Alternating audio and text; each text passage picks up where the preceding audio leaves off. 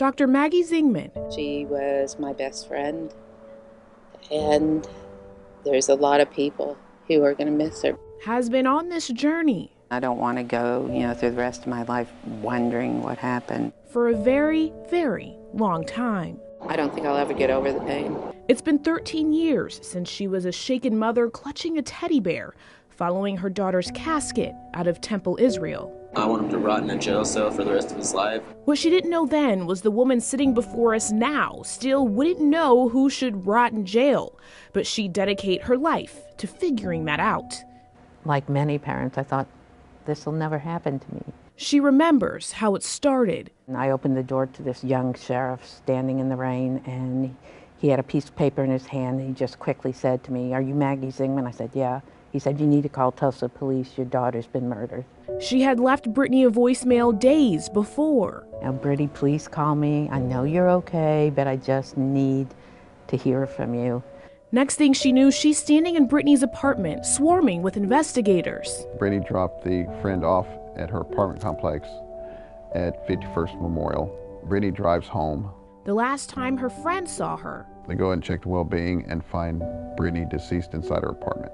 Police say there were signs of an altercation before she was raped and strangled to death. All I could think of was how long she was hurt, how long she was dead. Investigators tested DNA from the scene.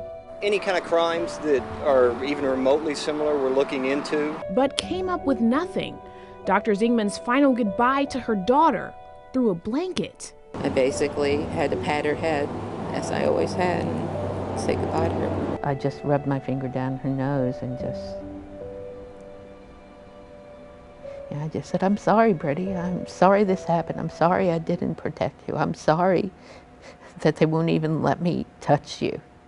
It's probably the case I spend most of my time on. Police figured the murderer could be anywhere. And I thought, so how do we get this story beyond, Tulsa or beyond Oklahoma? She had an idea. This killer may be elsewhere, and that somebody may have a case that's very similar to this. And Caravan to Catch a Killer was born, growing into a traffic-stopping, bright purple and pink car.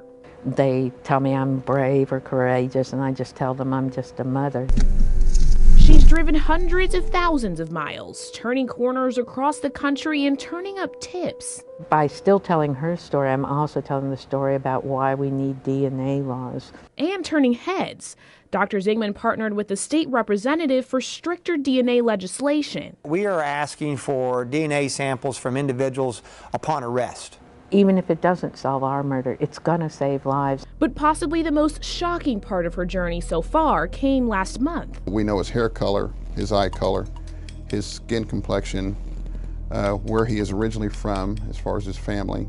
She got a call from Detective Majors who had the first composite photo of Brittany's killer. I started shaking. I had this really sick feeling to my stomach because I thought maybe I'd know the picture right away. She didn't know him, but something did strike her immediately. It was the type of person that she might have been attracted to. It made sense, but that didn't make it any easier. Basically, I don't see him as human. She doesn't see compassion behind his piercing blue eyes, but she does see a chance. Both she and detectives received dozens of tips. It does give me hope, but, I've had to learn to I'll believe it when we see it. Her journey from a devastated mother with no voice to an activist, law changer, and survivor has brought her not only a new focus in life. I feel like in some ways she can't rest, until I find this killer. But it's also brought her closer to the one thing she needed, the one thing she started this journey to do, to catch a killer. Ashley Holt, 2 Works for You.